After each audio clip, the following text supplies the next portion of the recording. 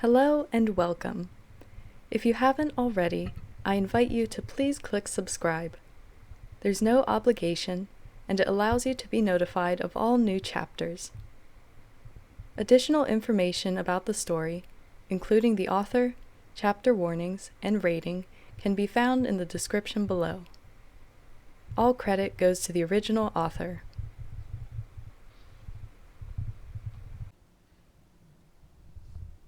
All That Remains by Orphan Account. Chapter 4 Fathers and Sons. Third Age, 2611, 400 years ago. Legolas sobbed as he cradled Siren's body in his arms, weeping against his father's chest. For a long moment he lay there, pain in his heart and soul, and allowed his emotions to overcome him. Tears streamed down his cheeks in silver rivers of salt water, his eyes stinging and chest aching as his grief broke free. He cried and wailed and shook Siren, begging him to please wake up. The calculating assassin that the man had trained was momentarily gone, replaced by a scared young elf who had just lost his father. Then he heard more orcs heading towards him. Legolas gasped once, gathered strength from his training, and brutally cut himself off from his emotions. He could not linger to grieve. He had to leave. If he remained like this, weeping over his father's cooling frame, he would be killed, and Siren's death would be for nothing. Laying Siren gently on the ground, the elf stood and looked at the incoming orcs, his face impassive despite the still wet tears on his face. Then he charged. While most may have screamed their anger in a battle cry or attacked their foes with reckless fury, Legolas was as silent as a shadow. Like a fanged snake he struck, knives burying into flesh and bone with rapid thrusts and blows. While some warriors may have drawn out the battle, Legolas did not, forsaking swordplay in exchange for swift, deadly stabs. He was water, smooth and flowing. He was air, tireless and inescapable. He was stone, detached and unbreakable. He was lightning, quick and deadly. He was fire, rearing up to strike. Enemies fell faster than they could gather, falling before the assassin's icy, precise, calm rage. His cold, mechanical, almost apathetic attacks made him all the more terrifying to the orcs than any anger could be. Some turned to flee, but Legolas stalked them like a lion hunting prey, cutting them down before they could reach the safety of the fortress. Not a single stab or slice missed its mark. His sharp eyes spotted another archer up on the 4th floor, bow strung. Quick as a blink, the elf had drawn and fired, his arrow's flight halted by the orc's head. He shot 3 more enemies as they approached, their bodies piling up in the small doorway that had served as his escape route. Abruptly, he ran out of enemies, his wide awareness sensing no others nearby. It was time to leave. Glaring at the black fortress behind him, Legolas ran back to Siren and lifted him up, taking quick strides into the trees. Instantly, the shadowed trees welcomed him. "Delas, Shadowleaf," they called, leaves rustling and limbs quivering with excitement. "You have come, Shadowleaf. You are here at last." Their joy quickly became bitter rage as they saw what had happened to his mentor. "Who did this?" they demanded. "Who killed your heart, father?" Legolas gently lay Siren down beneath a beech, the tree's limbs brushing against his shoulders and head in an attempt to comfort him. Legolas lay a hand on his mentor's shoulder, stunned by the coldness of his skin. "One of the orcs shot him," he told the trees, a single tear dripping from his right eye. I killed the one who did it. Now that the danger had passed, the elf could feel an odd ache around his heart, a heavy emptiness settling in his chest. It was constricting and cold, sending ice through his veins and making him feel chilled and weak. He wanted to weep, but could not bring himself to shed any more tears. He just felt so cold. Not noticing his discomfort, the trees hissed and thrashed, angry for once at those who worshipped the shadow. Evil orcs, stupid orcs. They burn our friends and break our limbs. Nasty, nasty, evil orcs. For a brief moment, a few of the trees saw a flash of what the forest had looked like before the darkness had come. They ruined us. They corrupted us. Then the memory grew vague, and those trees paused, confusion entering their voices. All is dark because of them. The trees became melancholic, their despair and depression pushing down on Legolas. The elf curled in on himself next to Siren's body, unable to pull breath into his lungs. The chill was spreading outward, creeping into his limbs. He had never felt such cold before, not even when encountering the darkest of powers in Dol Guldur. Legolas winced, pressing a hand to his chest. What was this pain? The oak he lay beneath touched his head with a long branch, melancholy vanishing in the wake of concern. Shadowleaf? What ails you? My chest, he gasped. It hurts. He knew he was not wounded or poisoned. He had not been struck and had not breathed or ingested any unusual substances. There was no reason for him to feel like this. He thought hard, trying to come up with an answer, even going through the human illnesses Siren had told him of. Siren. The thought of his mentor sent another bolt of pain through his chest, blunt yet sharp as a blade. It was then that Legolas realized what he was experiencing. Elven grief. This pain was the wound upon his heart from losing Siren. It was a hole in his soul, a piece of himself ripped away by his father's passing. It was in that instant that Legolas understood why his kin did not become attached to mortals. It hurt too much when they inevitably died. Memories of Siren ran through his mind as clearly as the day he had lived them. The elf could see his face with a rare smile. He could feel the man's fatherly embrace as a much younger Legolas ran into his room, crying after nightmares. He could hear his voice, calm and strong, encouraging him as he tried to shoot a bow for the first time. The elf curled up as tightly as he could, the tears breaking free and trickling down his cold cheeks. He clutched at the earth beside him, fingers scraping through the dirt, as the grief crushed his heart more and more. He could not hear the shadowed trees' worried shouts, or feel their quick frustration and fear when he did not respond. He was lost in a sea of emotions, pain, joy, love, and grief warring within him. He had never experienced cold before, but this chill had to be colder than anything a mortal could withstand. Legolas found that he could not breathe because of it, feeling lightheaded, dizzy, and tired. Suddenly, he just wanted to sleep and not wake up. No! Legolas gasped and forced himself to uncurl, rising to his hands and knees with his fingers digging into the earth. Weakness had been taken over by shame and shock, the elf forcing himself out of the hole he had fallen in through pure will. How could he think about giving up? How could he think about fading? Siren had died for him, and losing himself to grief would make his death be for nothing. The elf gritted his teeth, pushing back the horde of memories that had pushed him so deeply into mourning. He dared not allow himself such overwhelming emotional weakness.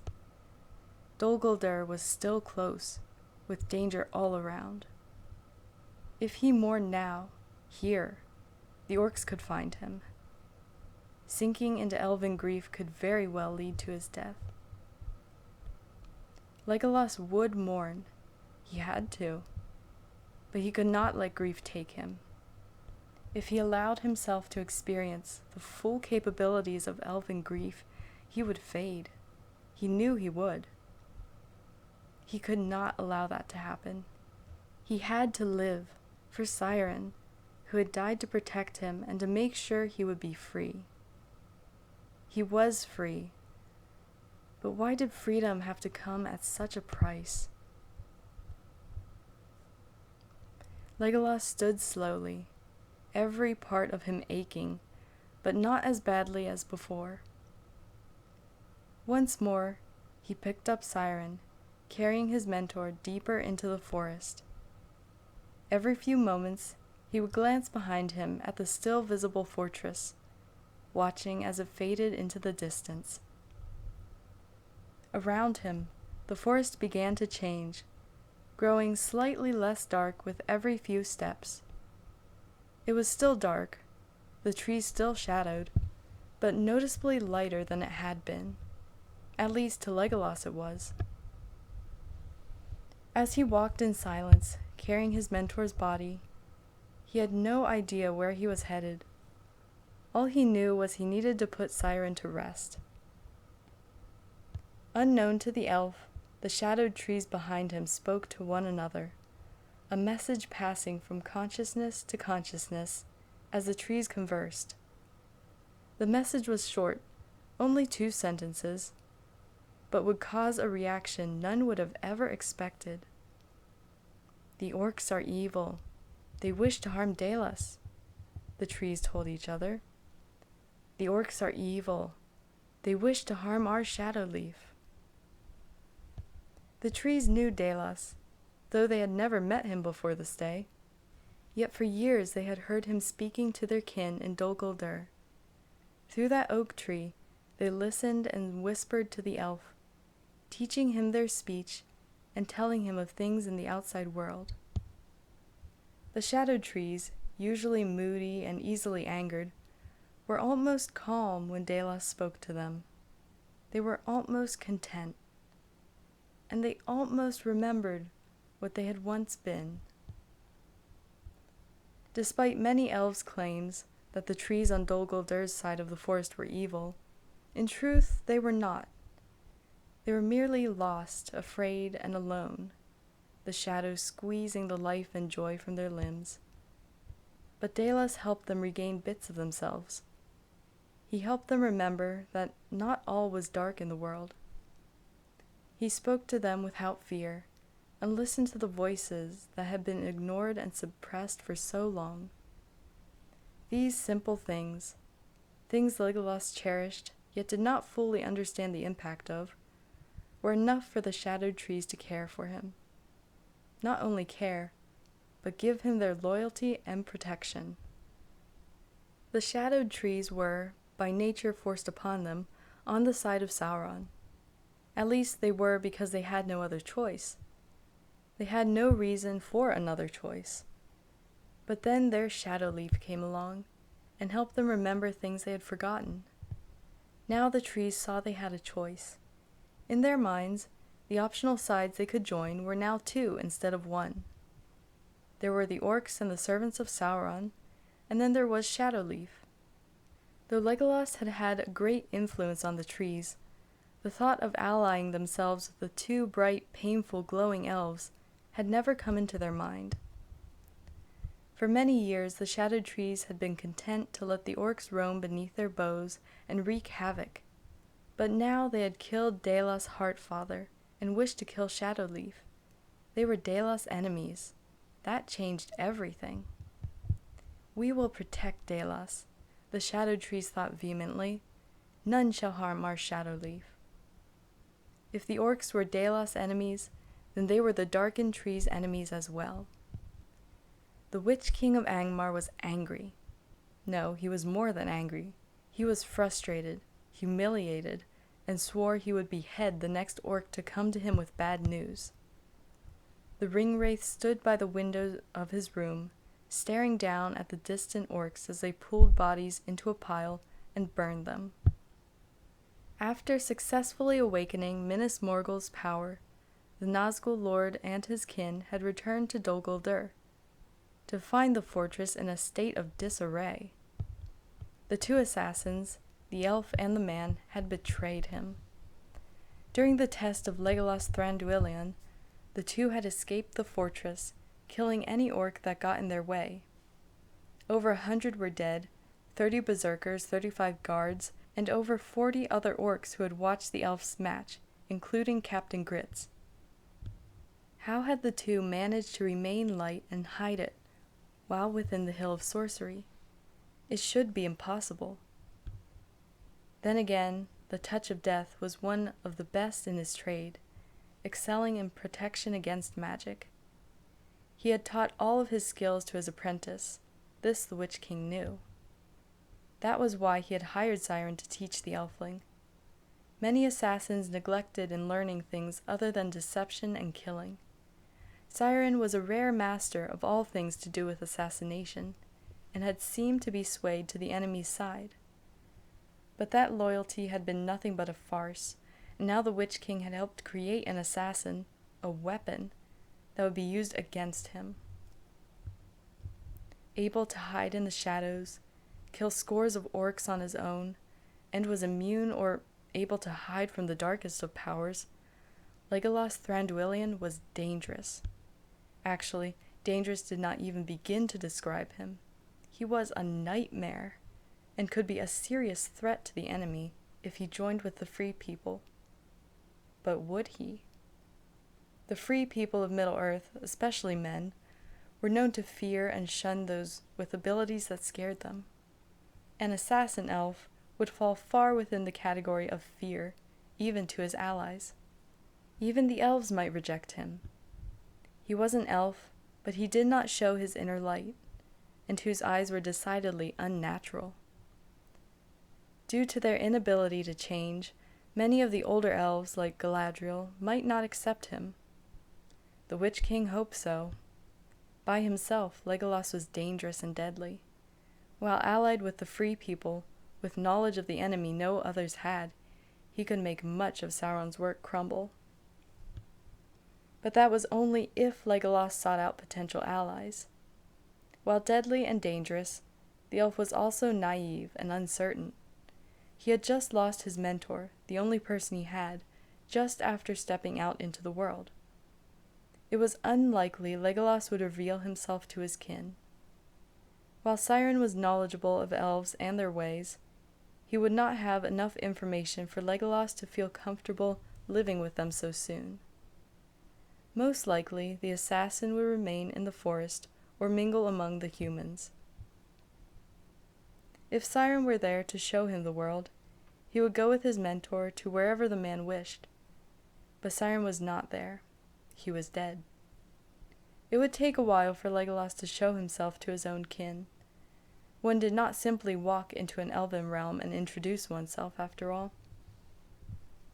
The Witch King's thoughts were interrupted by his door banging open. An orc captain hurried in, armor askew with bits of twigs and leaves stuck in the joints and his hair.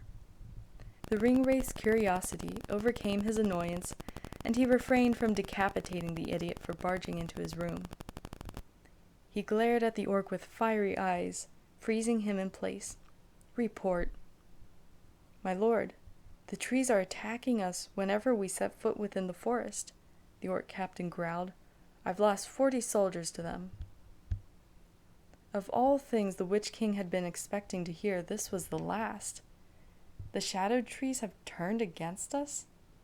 "Yes, my lord," the orc said. The Nazgûl lord rose to his feet, striding forward until he was face to face with his subordinate. The orc tensed but did not move. caught by the Witch King's eyes like a mouse was frozen by a snake's. His chin jerked up the slightest bit, annoying the already irritated ringwraith. He wanted fear, not courage. "I am greatly displeased," the Nazgûl Lord snarled. "Greatly displeased." The orc captain kept his silence, knowing any response would not be taken well. With a hiss of disgust, the Witch King turned away from his subordinate, glaring out the window at the traitorous shadowed trees. So much of their work had been undone in a single day. Not only had the shadow lost a deadly assassin, but the shadowed trees had chosen to join his side.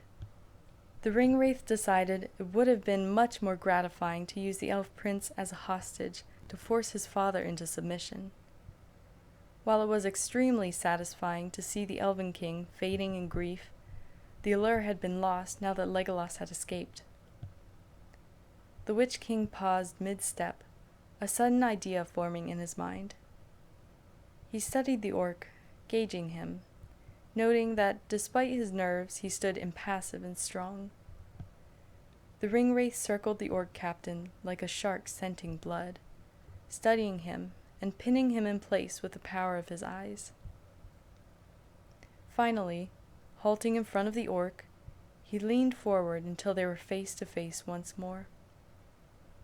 "Are you willing to die in the name of Sauron?" the Witch King hissed. The orc captain nodded without hesitation. "Yes, my lord." If the Witch King had had a face in the physical realm, he would have been smiling. "Then I have a special task for you. Perhaps something from all this could be used to their advantage after all."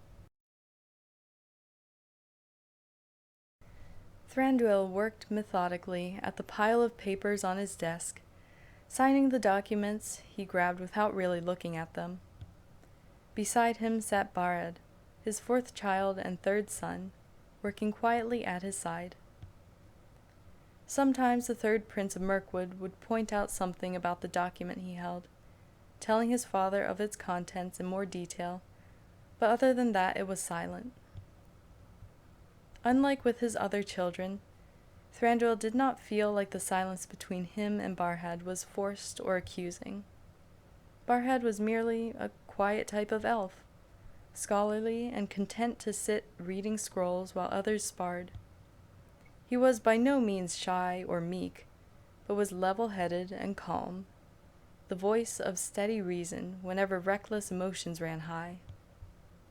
Though he was young compared to many elves, the third prince was wise beyond his years, and would most likely become one of Aglar's advisors if he ever took the throne. Thranduil winced at the path his thoughts had taken. If Aglar ever became king, that meant Thranduil was dead or had sailed.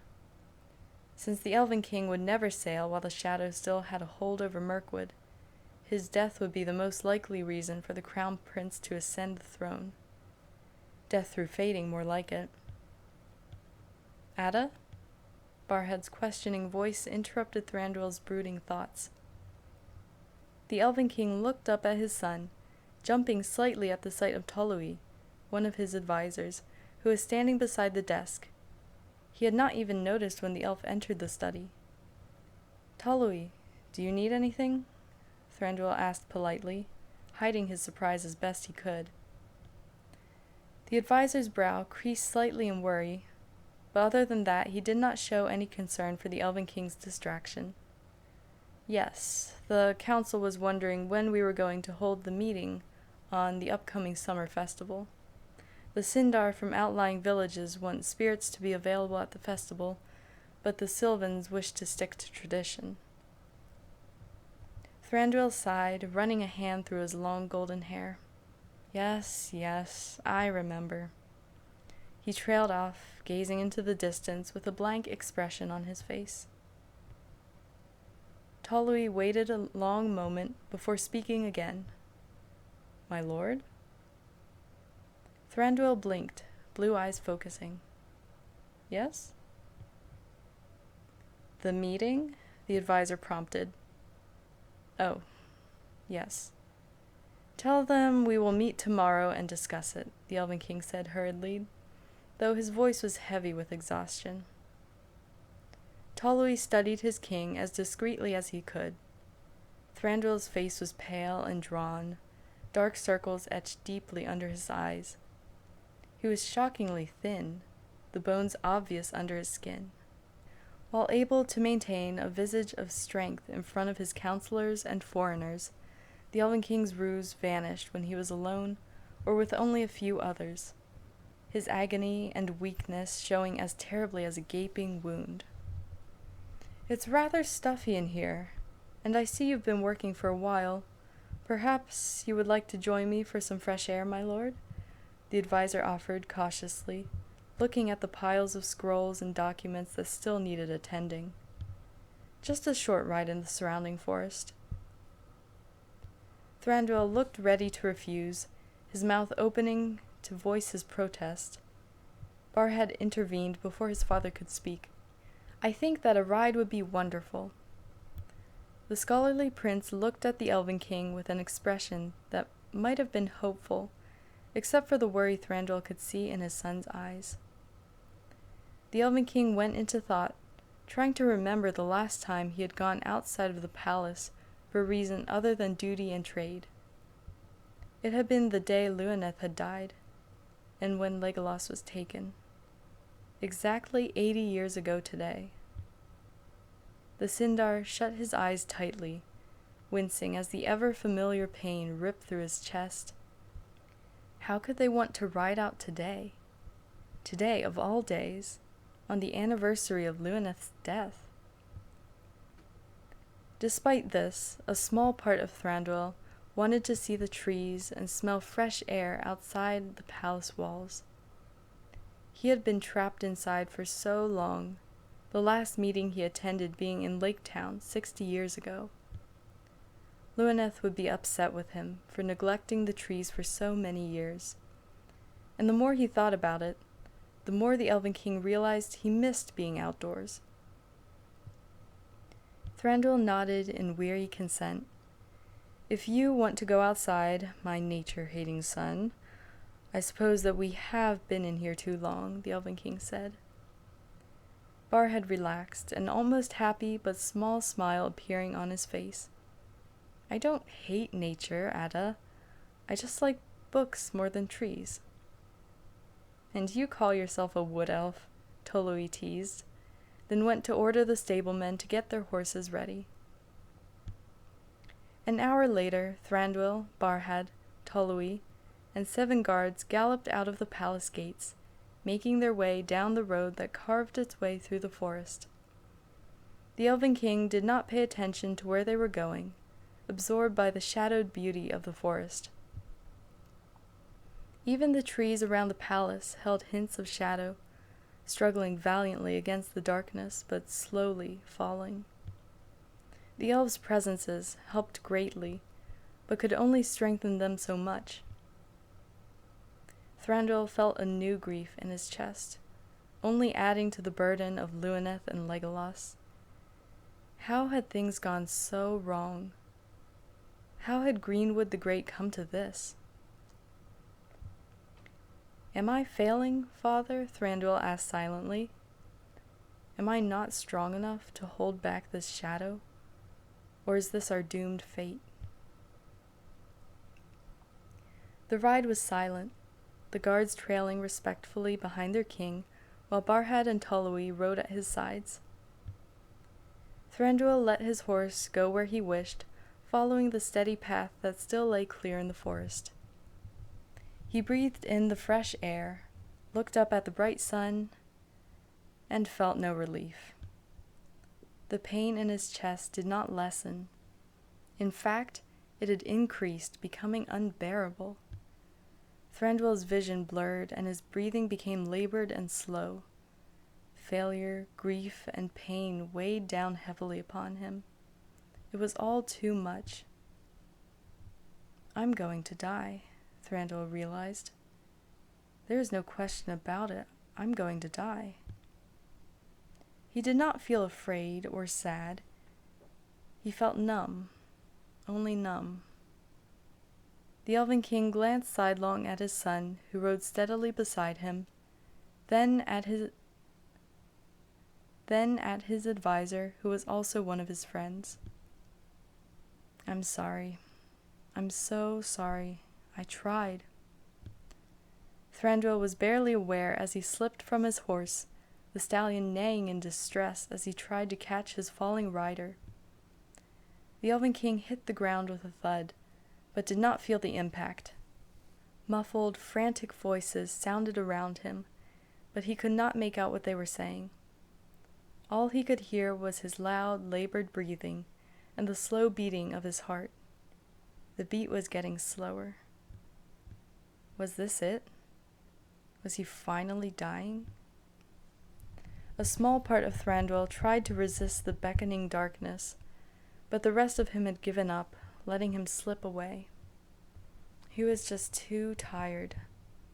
He could not fight anymore. He just wanted to sleep.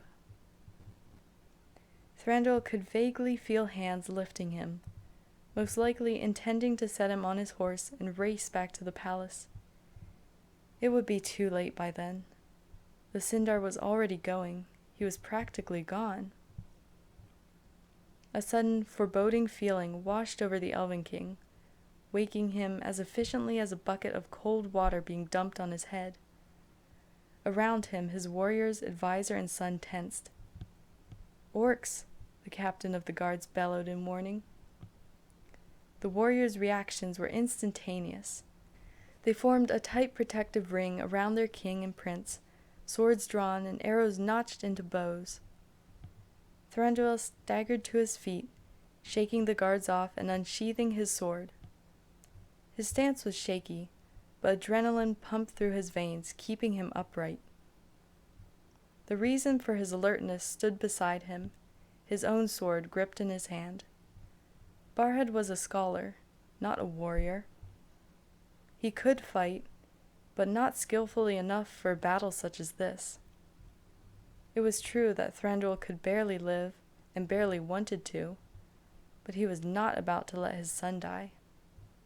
Even in his weakened state, the Elven King would protect his family. Thranduil's foreboding thoughts were interrupted as the orcs broke from cover, bellowing and roaring as they broke down on the elves. The two sides met, steel clashing against steel. Thranduil counted 30 orcs and realized that luck was with the elves, and they had run into a relatively small band of enemies. Thranduil's blade locked with an orc sword, the Elven King gasping as his enemy pressed down on him with great strength. His legs shook and his arms felt weak, barely moving fast enough to parry another blow. The Sindar tried to get his body to move and fight, but he could not.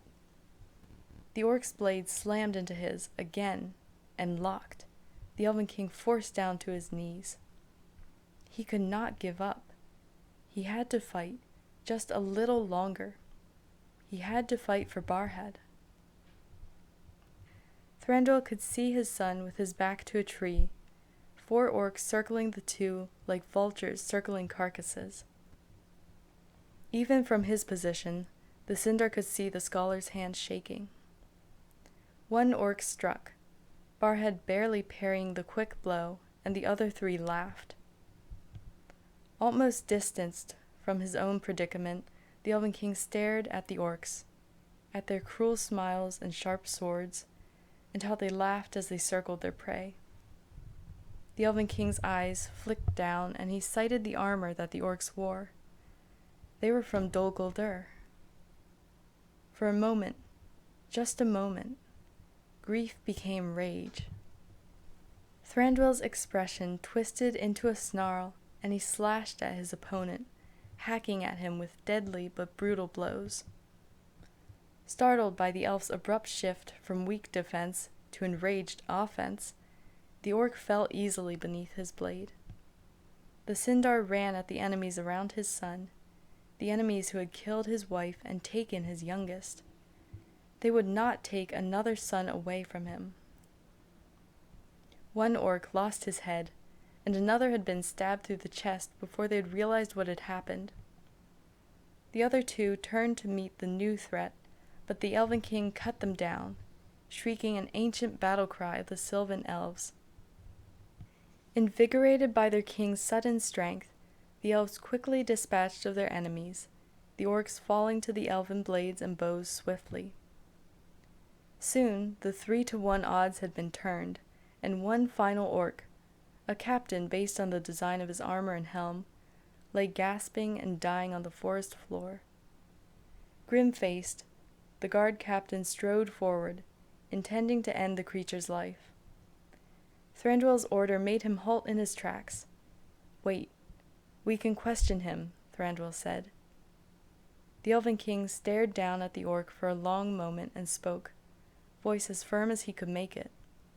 "What have you done with Legolas?"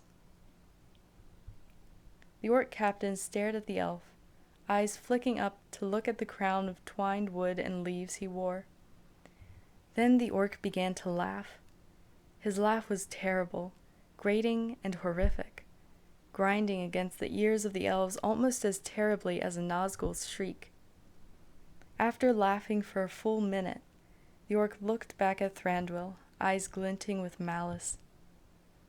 "The tree rat child is dead," the orc sneered. "He's been dead for years." The orc stared at the golden-haired Elven King, leering openly at the Sindar. "He was so confident that you were going to rescue him, but you never came," the orc continued in a mock-saddened voice. Thranduil's face grew steadily paler. "Shut up," he whispered, voice too soft for even his fellow elves to hear. "We were able to have fun with him for days," the orc smiled, revealing crooked yellow teeth. "Screamed like a stuck pig he did, calling for his Ada." "Shut up," Thranduil repeated, this time loud enough for all to hear. His hand was clenched, white-knuckled around his sword hilt.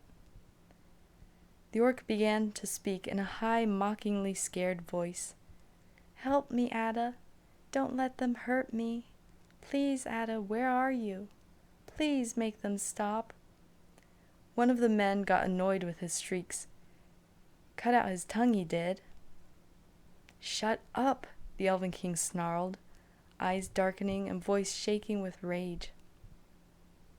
The orc smirked at him, eyes glinting with a cruel malice. It was satisfying to see the hope in his eyes fade. I almost felt bad for him. His voice and face revealed the lie in his words. It took the poor little tree rat a while to realize Ada wasn't coming. I saw it when he broke. Those pretty little silver blue eyes went blank, and he gave up. He didn't fight us anymore. It isn't any fun when they stop screaming, so we slit his throat and watched him bleed out, writhing on the floor. "Shut up," Thranduil screamed, lunging forward and stabbing the orc in the chest. The beast laughed, even as blood trickled from his mouth, mocking eyes locked with the Elven King's pain-filled ones.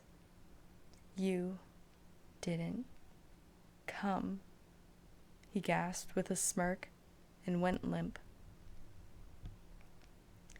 Thranduil stood next to his dead enemy for a moment, legs trembling violently.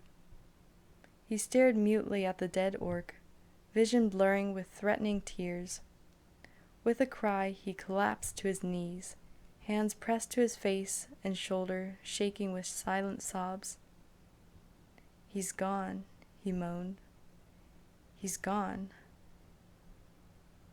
The warriors in Tolui were silent, postures stiff and eyes wide as they tried to comprehend what they had just been told. In the middle of their group, Barhead was crying silently. He wanted to go to his father to comfort him, and to receive comfort in exchange, but he could not make his legs move. He felt like he had become stone, immovable and cold, but was somehow also ice and would shatter like glass if touched. In the distance, thunder boomed, covering the sounds of the Sindar's grief with a loud crescendo of noise. Thranduil looked upward, up at the dark cloudy sky, and blinked as the first drops of rain fell. Soon enough it began to pour, the ground growing muddy and wet as the drops made their way through the sparse canopy of trees. "Are you crying, Luaneth?" he whispered, as the rain drenched his long golden hair. "Are these your tears?" His shoulders shook in another sob, and he bowed his head once more, the rain hiding the tears running down his face. "All these years I clung to hope. I thought that I could save him, that he would live long enough to be saved. I promised you I would rescue him. I failed. Legolas is dead." The father closed his eyes, weeping until his eyes stung, his own words echoing in his head. "I failed. Legolas is dead. I failed. Legolas is dead. I failed. Legolas is dead. They killed him. Ringwraiths, orcs and men, they killed my son." Before the eyes of his son, advisor, and warriors, Thranduil Orofarion changed. His eyes grew hard and cold, his back stiffened, and all joy and kindness left his face. He stood slowly, staring down at the dead orc with hatred in his gaze. He spun away from the corpse, back straight and strides commanding. He was no longer a grieving father, but a detached warrior king. When he spoke, his voice was harsh, filled with rage and conviction no one had heard for 80 years. "Let's go." 2 words which might have once been said with calm command or quiet sadness only conveyed the order that they were. It was the voice Thranduil used whenever he led his people in battle, a voice that demanded that all who heard it obeyed. Silent, the warrior's advisor and prince followed the stiff-backed king into the forest. Looking at his leader, Tolui was afraid. There was no more hope or grief in Thranduil's eyes, all thoughts hidden in the stormy blue gaze. His face was emotionless, and the weakness in his stance was gone. His posture was stiff and strong, portraying aloofness and confidence. He looked like Thranduil, king of Mirkwood. To the casual observer, it might have seemed like a good thing. In truth, it was far from good. Riding next to Tolui was the Thranduil he saw whenever foreign dignitaries came to Mirkwood, the Thranduil that needed to be the image of power and strength. The advisor had seen this mask many times before, and would not have been bothered by it, if they were in a circumstance that required the king to use it.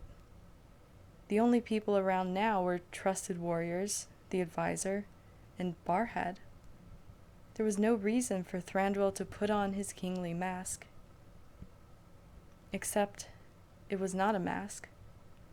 Tolui could see that, and it terrified him. Thranduil had become ice, coldness creeping into his soul so strongly that his aloof, cold, detached mask had become him. The grieving husband of Luaneth, hopeful father of Legolas, and struggling elf of Mirkwood was gone. All that remained was the Elven King.